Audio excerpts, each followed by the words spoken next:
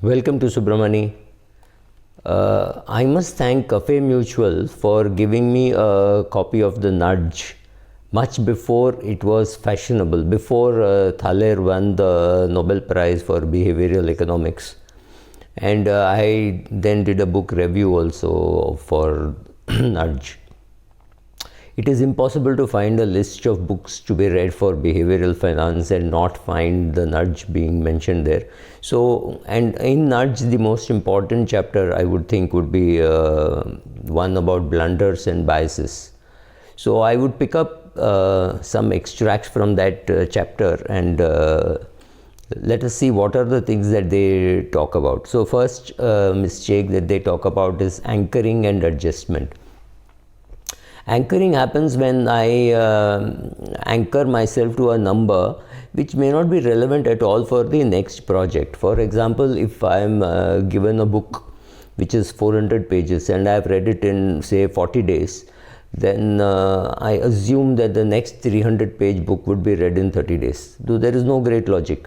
The earlier book could be a very fast-paced book and I may have read it very fast, or it may be a very slow book and I may have read only 10 pages a day. And the second book, I could be flying that day, I could sit in the airport and finish reading it in maybe one day. Right, so anything can happen, but we anchor around saying, oh, if a 400-page book took me 40 days, a 300-page book should take me 30 days. It's as simple as that, because the mind uses shortcuts. So that is I think the example which he has given, and I'm saying, and he says also the problem is you just take one factor and you extrapolate, because life otherwise gets too complicated. If you say what mood was I, what was the book, and if I take all those factors, which I should, then I might come out with a better answer and say, oh, it won't take me 30 days, it'll take me only 12 days or 15 days, or I'm flying one full day, so I'll finish the book in one day. So I have to plot a lot of points to draw the full picture, but I take a very good thing and say, okay, I'm anchored on that number. So it can also happen that I talk of the number 9 in the class and then ask the question, and the final answer could be 9. And there will be no connection between what I spoke, but some anchoring, some number in your head, and that you start anchoring. And I'll read out exactly what they say. They say this process is called anchoring and adjustment.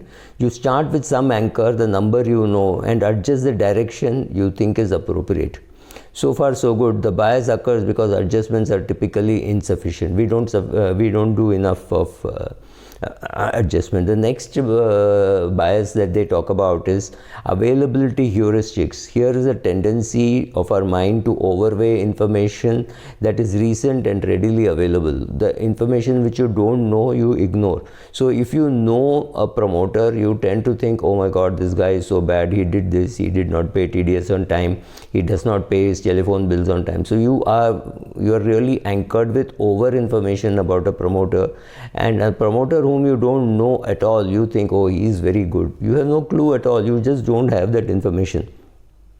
So there are many examples that one can think of, but accessibility and salience, I'll quote from the book, accessibility and salience are closely connected to availability, and they are important as well.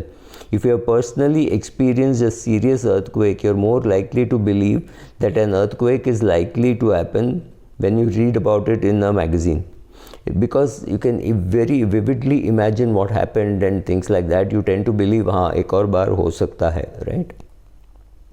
The next one that you are talking about is representative heuristic. Use of the representative heuristic can cause serious misperceptions of patterns in everyday life. When events are determined by chance, such a sequence of coin tosses, people expect the resulting string of heads and tails to be representative of what they think of as random. So if you toss the coin 50 times, you expect 50 heads and 50 tails, preferably happening as head, tail, head, tail, head, tail. It doesn't happen that way. You could have a series of 22 heads or 23 tails or things like that. Though normally it may not be 23, but 10, 12 in a row is perfectly possible. In fact, there is a professor who says that when he does this class, he goes away And he finds that people, while they actually do it, and that the professor can make out the difference between somebody who has actually tossed the coin and written down, and a person who has just written out of his own random thinking without tossing the coin. Because this person can never run a series of say 10-12 heads or 10-12 tails. He will write head, then tails, head, tails. He will keep doing that head, tails, because in his mind he thinks that is random, right? So we again think, oh, it has to be this way, but it may not be the truth. If you try doing the coin tossing experiment yourself, you will do it. Then there is unrealistic optimism. See, first of all, to be an investor, you will be optimistic. But unrealistic optimism is like the current year, when you already got 50% return last year, to expect that the market will give you another 25% or 30% or even 1% is too high. There will have to be catching up with the mean, so you will get one more bad year in the next 3-4 years. I do not know which bad year, but that bad year will likely wipe out all the gains which you got in say 2021, 2020 and 2021. So optimism is, you have to be very careful with optimism. Getting over optimistic is an optimism bias, saying, oh, nothing can go wrong with India, God is in heaven and he will take care of us. But if you don't, if you're not optimistic, you may not invest at all. You may say, oh, the world is coming to an end, let me keep all my money in cash. That is also not right. But wearing a rose-colored tinted glasses while looking at markets or generally at career prospects, etc., in any country, you have to be more realistic rather than being pessimistic or over optimistic. Being optimistic is okay, but being over optimistic is bad. Then of course he talks about loss aversion. When we see the share price go up to a particular level, after that we don't want to sell it at a price even less than that, because we think, oh, we are making a loss. You bought a share at 10 rupees, you saw it go up to 100 rupees, then when it comes down to 90 rupees and somebody asks you to sell, you look at it as you lost 10 rupees. Then you say, can I wait for some time? Will it go back to 100? And then it goes from 90 to 88 and 87 and 80. And now you're saying, oh my God, what should I do? You're still anchored around that 100, and that loss aversion bit with saying I am losing 20 rupees instead of seeing the 70 rupee gain. The other loss aversion is when you buy a share and you realize that you got a bad deal. Immediate job is to sell it off and not wait for it to say I will make so much money in that. Maybe you can't make money in that deal, and that's perfectly all right. Loss aversion stops you from being realistic and accepting the mistakes. Remember one thing, you're not making a loss today by selling. You are just acknowledging the loss. The loss will continue to happen whether you hold it. So you bought a share for 10 rupees, it has gone to 5 rupees or it has gone to 7 rupees, and your broker says it was a mistake, please sell. And you say, no, I don't need the money. What will I do with the money? I'll have to buy something else. I might as well not sell.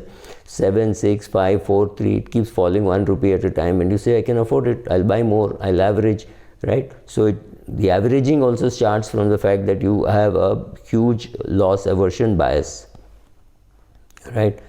Next, they're talking of a state of arousal. Our preferred definition requires recognizing that people's state of arousal varies from time to time. To simplify things, consider two endpoints, hot and cold. When you're hungry and there are appetizing aromas from the kitchen, then you are in a hot state. When Sally is thinking abstractly on Tuesday about the number of ripe cashews she should consume before dinner on Saturday, she's in a cold state. So if we consume more of it when it is hot and less of it when it is cold, therefore when you go into a shop, all the good smelling bakery is kept there so that it increases your aroma. The aroma has an impact on your hunger, it increases your hunger, and therefore you do more shopping. This is also science that when you are hungry, you will shop more, and when you are, certain smells make you very comfortable. So if you travel by the upper classes, if you're traveling by business class or first class, the minute you come in, they are supposed to, I do not know how many of them still do it, They're supposed to keep a toast of bread freshly. They should toast bread there, put some butter on it, and they should be brewing coffee, because that's supposed to be bread, butter, and coffee is supposed to be comforting food. So you're supposed to feel comfortable. In a shop, it is used to arouse you to make more purchases, right? So then there is, of course, what they talk about is peer pressure. Peer pressure is another nudge. When all your friends buy a particular brand of a car or particular vacation, there is peer pressure saying, let me do it. Peer pressure is more easy to handle as you grow older and you say, I don't care a damn what you think. But at a younger age, it is more difficult to handle, right? I think that is all at the end of this chapter.